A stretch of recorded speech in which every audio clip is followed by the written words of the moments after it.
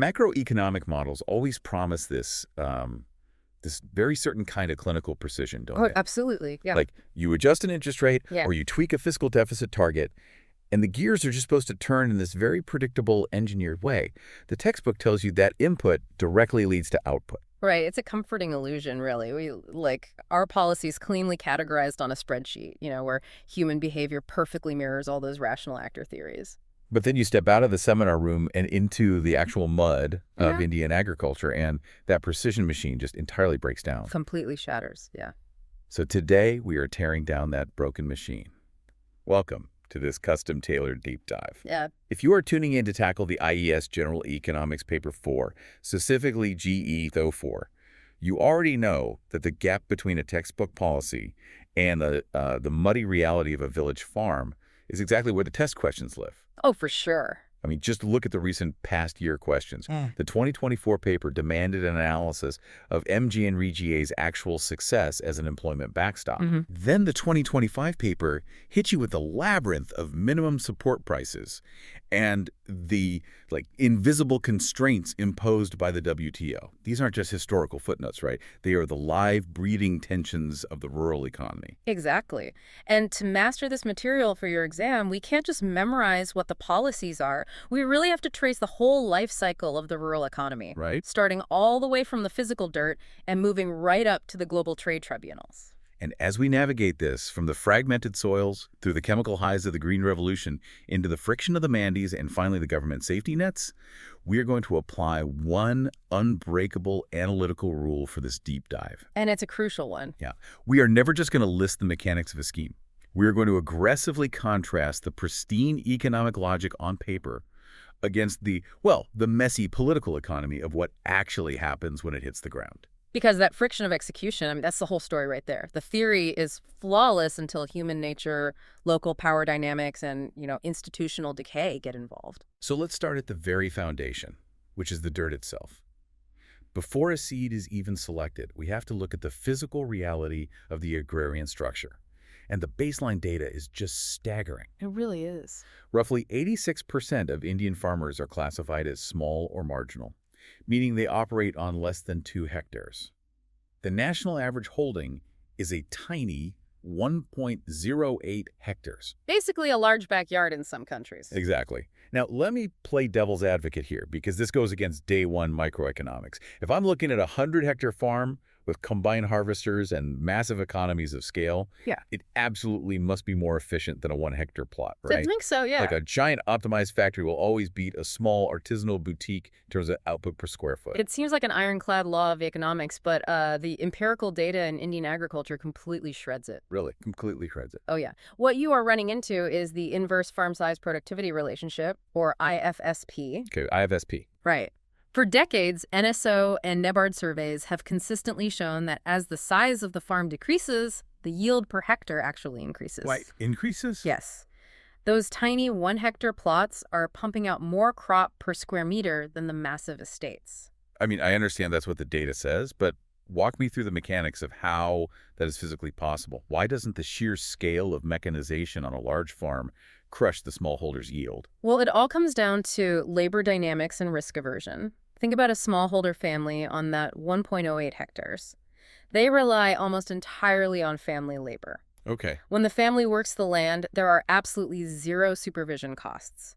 Every single member has an existential stake in maximizing the output of every square inch of that soil. Because if they fail, they don't eat. Exactly. So they engage in really intense, meticulous practices. They do mixed cropping, they intercrop, they manually weed with a level of care a hired hand would never, bother with. Right, because their risk tolerance is effectively zero. They plant multiple crops, so if a pest wipes out one, the other one survives. Precisely. Now, scale up to that 100-hectare farm you mentioned. The owner physically cannot farm that alone. They must introduce hired labor. And there's the catch. Yep. The moment you introduce a daily wage worker, you introduce the principal agent problem. The hired worker gets paid the exact same wage whether the yield is 10 quintals or 20 quintals. So they have no incentive to do the back-breaking, meticulous work. None at all. So the large landowner has to spend massive amounts of time and money just monitoring the laborers. To minimize those transaction costs, large farms tend to grow single, lower maintenance crops. Ah, I see. Yeah, they basically sacrifice maximum possible yield per hectare just to keep labor management manageable. Okay, so the logic of IFSP clicks into place for me. Yeah. Intense family motivation and zero principal agent friction drive up the land's productivity. Right. But here is the massive disconnect.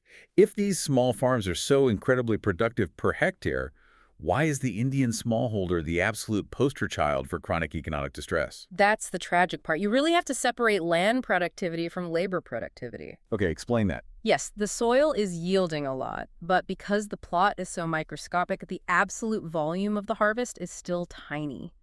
A high yield on 1 hectare is still barely enough to feed a family, let alone generate a marketable surplus to, pull them out of poverty. Right, because 100% efficiency on a tiny plot is still a tiny amount of food. Exactly. And more importantly, this structure leaves them completely financially vulnerable. They have zero bargaining power when buying fertilizers or selling their crop, and they are completely shut out of capital markets. Because you can't justify a bank loan for a tractor on 1 hectare. You just can't. So they are trapped, highly efficient, but desperately poor.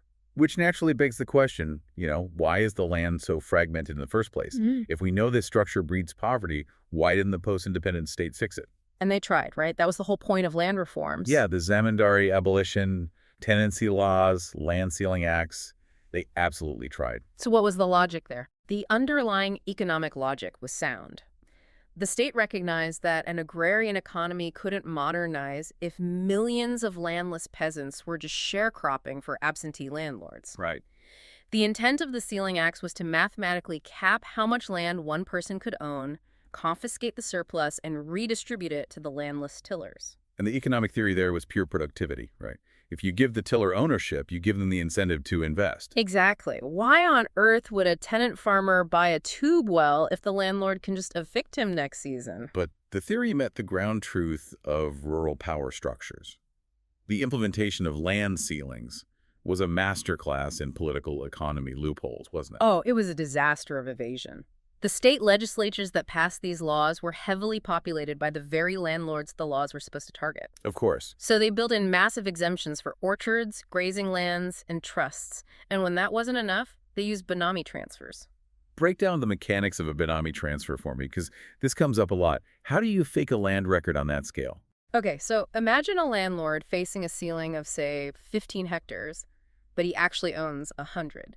He would simply partition the deed. Okay. He'd register 15 hectares in his name, 15 in his wife's name, 15 in the name of a distant cousin, and the rest in the names of his trusted servants or even entirely fictional people. Wait, fictional people? Like made-up names? Literally made up names.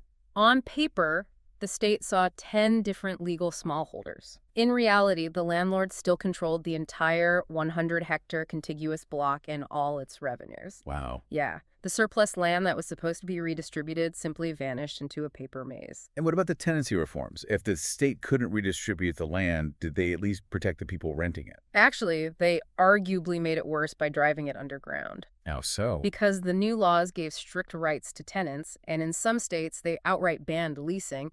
So landlords became terrified that a formal tenant would eventually claim ownership of the land. Oh, I see. So they just stopped signing written leases. Precisely. So we enter the era of the oral lease. An oral lease, like just a handshake. Just a handshake. Millions of farmers today are oral lessees. They farm the land on a simple verbal agreement, usually handing over like 50% of their crop as rent. And let's walk down the chain of causality there, because for the exam, that handshake has devastating macroeconomic consequences. Massive consequences. Because if you only have a handshake, you have no legal document proving you are a farmer. And if you have no paper, you can't walk into a branch of a formal bank and ask for a subsidized agricultural loan. Right, because you have no collateral. Exactly. So where does the oral lessee go to buy seeds for the upcoming season? They walk right to the door of the village moneylender, who, by the way, might also be their landlord or the local input dealer. Oh, wow.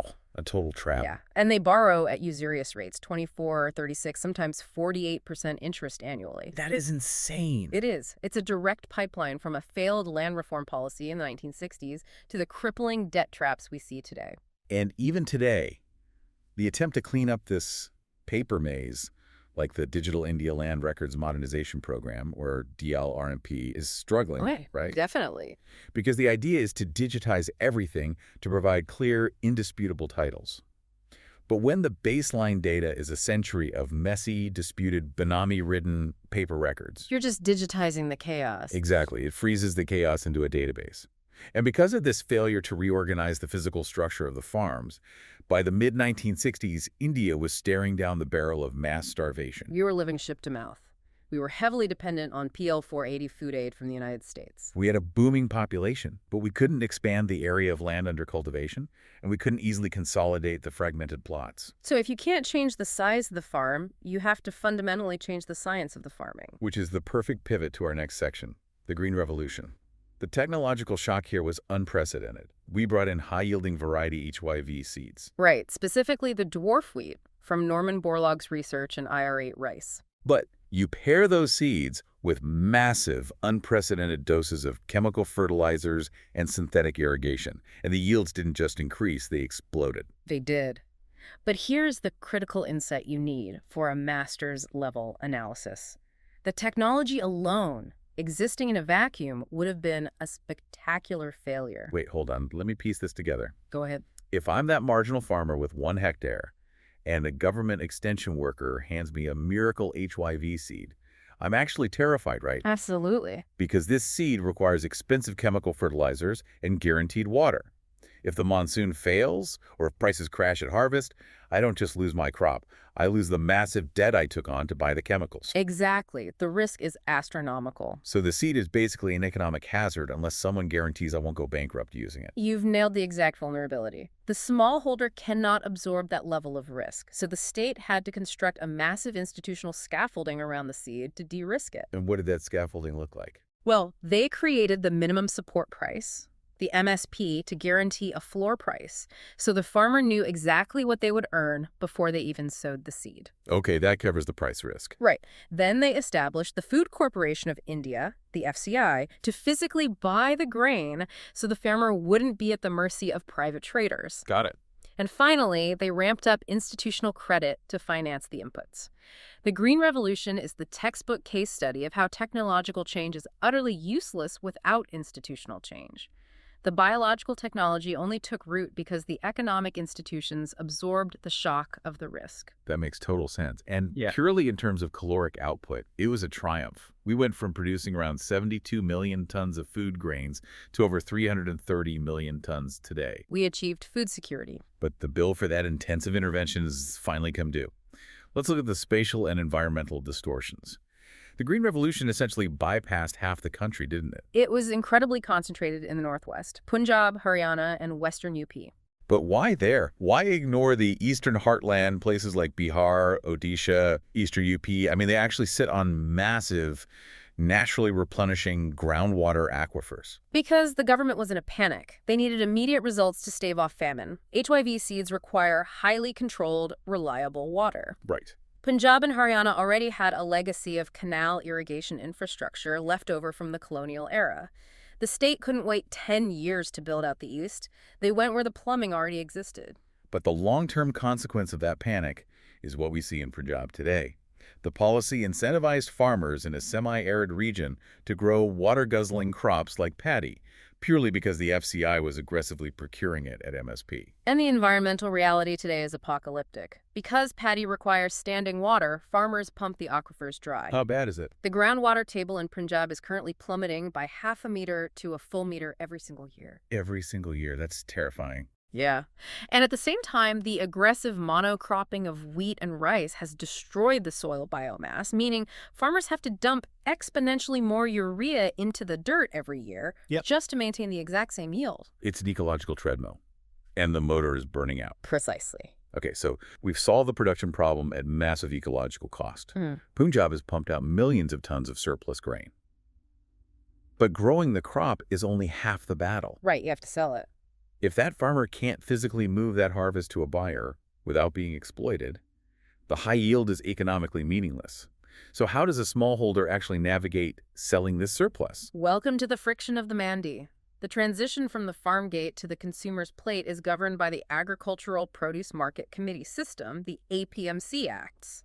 Now, on paper, the APMC was supposed to be the farmer shield. Yes, that was the idea. The underlying logic was that before these regulated markets, a farmer would just sell to the village moneylender to clear their debts, and the moneylender would dictate a predatory price. So the APMC mandated that the first sale of agricultural produce must happen in a regulated government market yard. The Mandy through an open, transparent auction. That was the noble theory. When it hit the dirt, the APMC morphed into one of the most extractive monopolies in the Indian economy. Okay, how did that happen?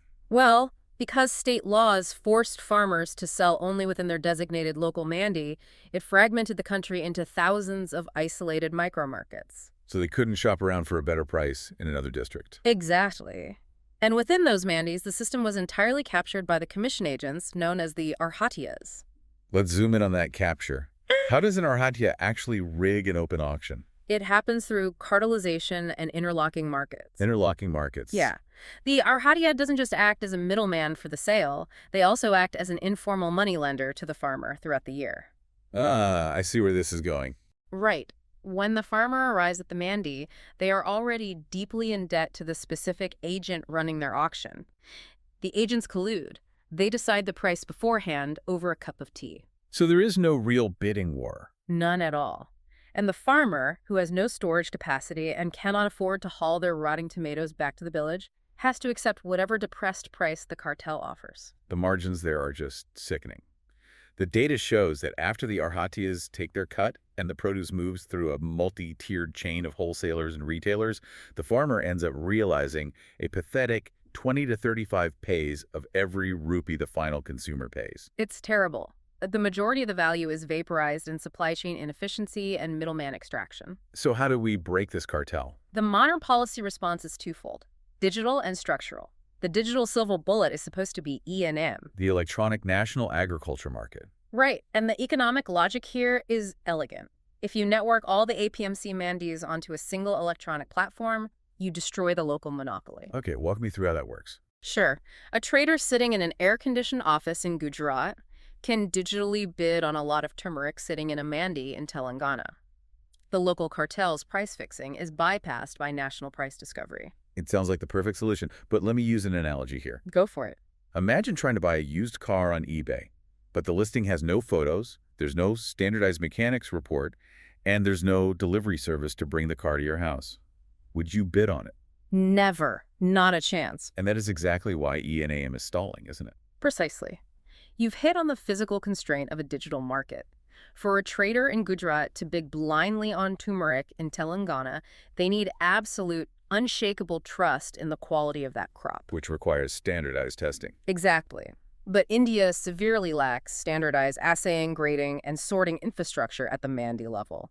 Without an objective quality certificate, the distant trader won't bid. And I'm guessing the local Arhatiyas intentionally sabotage whatever grading process exists. Oh, absolutely. Because the chaos protects their margins. Right. So the digital market hits a physical wall. What about fixing the power imbalance directly? Instead of changing the market, change the farmer's leverage. I'm looking at FPOs, farmer-producer organizations. Yes, this is the structural solution. The logic of an FPO is collective bargaining. Okay. If one marginal farmer with 1 hectare walks up to a giant food processing corporation like ITC or PepsiCo, they are a price taker. They have zero leverage. Right. But if you aggregate 1,000 smallholders into an FPO, suddenly you have the scale. You can bypass the mandi entirely, hire your own trucks, build your own cold storage, and negotiate massive forward contracts directly with the big buyers. But the implementation reality Requires monumental capacity building. You are asking a group of smallholder farmers to suddenly operate as the board of directors of a complex corporate entity. That's a huge leap. It is. They have to manage working capital, navigate GST compliance, and understand complex supply chain logistics. Without intense, sustained professional management and institutional handholding, many FPOs just collapse the moment their initial government grants run out. It seems like all these market reforms keep crashing into the reality of physical infrastructure. If the FPO doesn't have a road or the Mandi doesn't have an assaying lab, the policy just fails. Which is why we have to radically reframe how we view rural infrastructure schemes. Take PM-GSY, the Rural Road Scheme, or PM-Awaz Yashana for housing and Swachh Bharat for sanitation. Okay. In popular discourse, these are often bucketed as rural welfare or political handouts. In macroeconomic reality, they are pure productivity channels. Expand on that. How does a toilet or a paved road show up in agricultural productivity data? Let's look at the transit time. Post-harvest losses in India for perishables sit at a staggering 15 to 18%. Wow, that much just rots. Yeah. But when you pave a road under PM-KISAN connecting a remote village to a national highway, you drastically reduce the time it takes for a truck to move those tomatoes. Less bruising, less rotting. Exactly. And suddenly, the farmer can choose to bypass the exploitative local village trader and transport their goods directly to a larger regional market. That road is the physical transmission mechanism for market competition. That made total sense. And what about housing and sanitation? Well, housing and sanitation under PM-KISAN and Swafgarat directly slash the number of labor days lost to waterborne illnesses like cholera or dysentery. Because a healthy farmer works more efficiently. Exactly. Infrastructure is the bedrock that allows market reforms to function. But even with a road and even with an FPO, markets fail. Prices crash. Monsoons fail. They do. And when that happens, the rural economy relies on the twin pillars of survival, credit and government safety nets. Let's tackle credit first. Sure. The fundamental goal of agricultural credit policy for the last 50 years has been institutionalization. The state really wants to pull the farmer out from the shadow of the informal moneylender and get them into the regulated banking system. And the mechanism for that is a vast network. You have NABARD refinancing commercial banks, regional rural banks, and cooperatives. And the flagship tool is the KISAN credit card, the KCC, which offers short-term crop loans at highly subsidized interest rates, effectively around 4% if you repay on time. It is incredibly cheap capital. And to be fair, the policy has made huge strides. Informal credit dependency has dropped significantly over the decades to around 23.4% today. But wait, that 23% represents the most vulnerable tier of the agrarian structure, right? The marginal farmers and the oral lessees we discussed earlier? Exactly, because the formal banking system is obsessed with collateral. If you are farming on a handshake, the bank manager sees you as a systemic risk. So you are shut out of the 4% formal loan and forced right back to the 48% informal money lender. Yep. And how on earth does a farmer service a 48% debt when the open market price of their crop suddenly drops by half at harvest time? They don't. They literally can't. The debt spirals leading to asset liquidation or, tragically, much worse. And this catastrophic market failure is exactly why the state intervenes with the minimum support price. Let's dive deep into MSP because this is an absolute minefield for the exam. Oh, definitely. Pay attention to this part. The concept is straightforward. Yep. The government promises to buy your crop at a pre-announced price, acting as a buyer of last resort to stabilize your income. But how is that price actually calculated? What is the math behind the politics here? So the Commission for Agricultural Costs and Prices, the CACP, calculates the costs and makes recommendations. But the debate is a war over formulas, specifically the clash between the A2 plus FL cost and the C2 cost. Okay, break those down for me. Start with A2. Sure. A2 covers all actual out-of-pocket expenses incurred by the farmer. So buying seeds, fertilizers, pesticides, diesel for the tractor, and paying any hired labor. Got it. And FL. To that A2, you add FL, which is the imputed value of the unpaid labor provided by the farmer's family. The government's current policy is to set the MSP at a minimum of 1.5 times this A2 plus FL benchmark. But if you listen to any farmers' union protests, they are violently rejecting A2 plus FL. They are. They demand the Swaminathan Committee recommendation, which is 1.5 times the C2 cost. So what does C2 add to the equation that makes it so contentious? C2 is the comprehensive economic cost.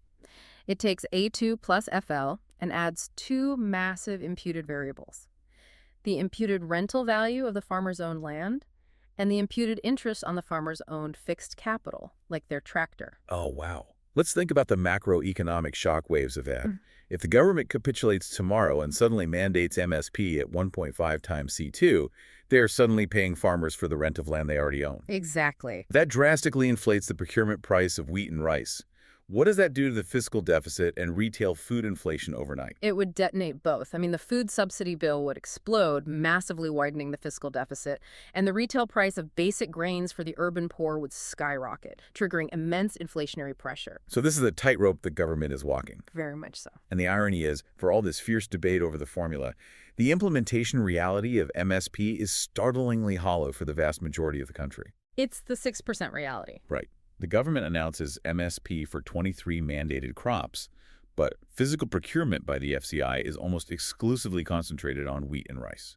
And geographically bottlenecked, too, mostly in Punjab, Haryana, and parts of Madhya Pradesh. So nationally, only about 6% of farmers actually manage to sell their produce at the guaranteed MSP. Yep, the remaining 94% are entirely at the mercy of the open market, where prices frequently crash way below the MSP floor. But even with that limited 6% coverage, India's MSP program is currently causing a massive geopolitical earthquake at the World Trade Organization. Yes, and this is a critical area for your 2025 and 2026 exams. The WTO is aggressively challenging India's right to procure grain at these prices. I've always found this fascinating. Why does a trade tribunal in Geneva care what the Indian government pays a farmer in Punjab for a sack of wheat? Because the WTO's agreement on agriculture categorizes domestic subsidies into different boxes. Market price support programs like the MSP, where the government guarantees a price higher than the international market, are classified as amber box subsidies. Amber bucks. The WTO considers these highly trade distorting because they artificially incentivize overproduction, which can eventually dump cheap grain onto global markets and crush farmers in other countries. So the WTO puts a leash on the amber box. Developing countries like India are subjected to a de minimis threshold, Right. meaning they are not allowed to provide amber box subsidies that exceed 10% of the total value of their agricultural production. Correct. But here is the massive analytical aha moment you need for the exam. The conflict isn't just about the 10% limit. What is it about? It's about the absurd, archaic math the WTO forces India to use to calculate that subsidy. Ah, yes. Walk us through the external reference price problem. Okay, so under WTO rules drafted decades ago, you don't calculate your subsidy by comparing today's MSP against today's global market price. That would make too much sense. Right. You are forced to compare today's MSP against a fixed external reference price from a base period of 1986 to 1988. Let me make sure I'm wrapping my head around this.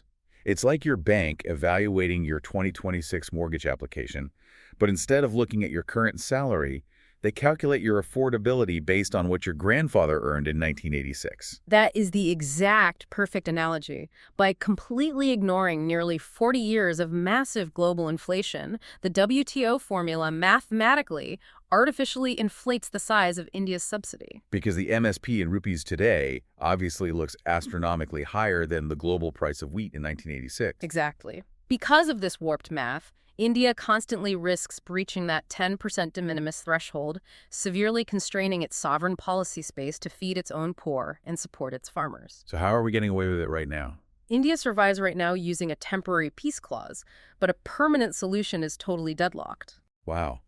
So the Indian farmer is squeezed by the local Mandi cartel, drowning in debt from the village moneylender, and their only state lifeline is being choked by 1980s accounting rules in Geneva. It's bleak. When the entire system fails, when the monsoon doesn't arrive and the crops die, what is the backstop of absolute last resort? The Mahatma Gandhi National Rural Employment Guarantee Act, MGNRGA. Let's dissect the textbook model here, because the economic logic is actually beautiful. It's not just a welfare handout.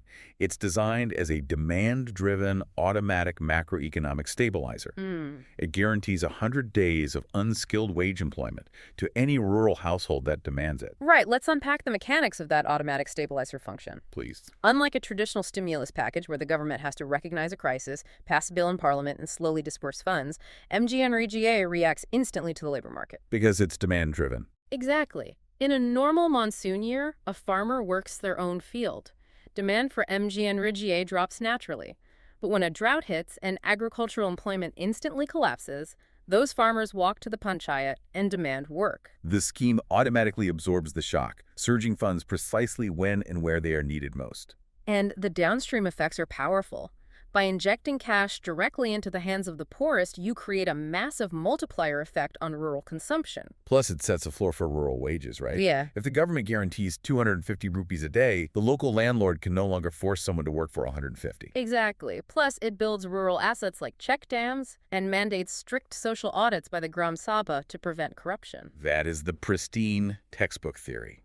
The reality on the ground, however, actively cannibalizes that macroeconomic potential. It really does. Because the entire efficacy of an emergency safety net hinges on speed. MGNRGA has a statutory 15-day payment rule. If you do the physical labor, The state must put the cash in your bank account within 2 weeks. Because if you are starving due to a crop failure, you cannot wait for the bureaucracy to catch up.